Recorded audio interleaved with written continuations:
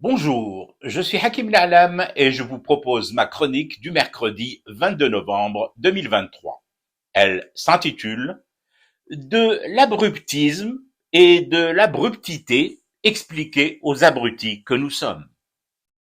Ah ouais, grosse faute professionnelle de Mohamed Rassi, journaliste à TV5 Monde.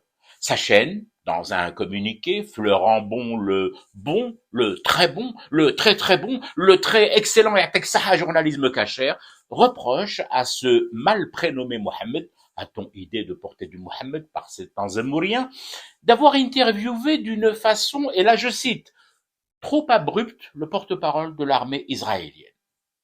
Trop abrupte.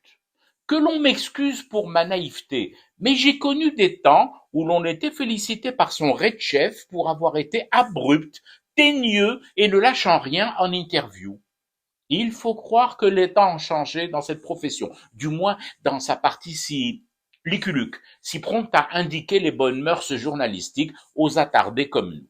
Mais allez, Chassidi, Zidni Rabbi Elmen. Donc, le bon journalisme, c'est de ne surtout pas se montrer abrupt avec un porte-parole de l'armée coloniale israélienne. Pas abrupt, pas bien. Abrupt, pas bien. Abrupt, mal élevé. Abrupt, c'est méchant. Et donc, le contraire de abrupt, ah, ben y a qu'à demander Hakim. On a ça en stock. T'as gentil, t'as aussi doux. Avec doux, tu peux même rajouter des options, comme lorsque tu achètes une voiture. Doux comme un agneau, par exemple. Tu as aussi sage. Idem que pour doux. C'est livré avec des options. Sage comme une image. C'est encore mieux qu'une ceinture de sécurité. C'est un airbag de l'info qui t'évite de te cracher contre la vitre blindée par Israël du directeur de ta télé. En gros, t'as compris Mohamed, l'abruptitude, khlas, c'est fini, mais attention, ne pense surtout pas que nous sommes juste méchants. Pas du tout.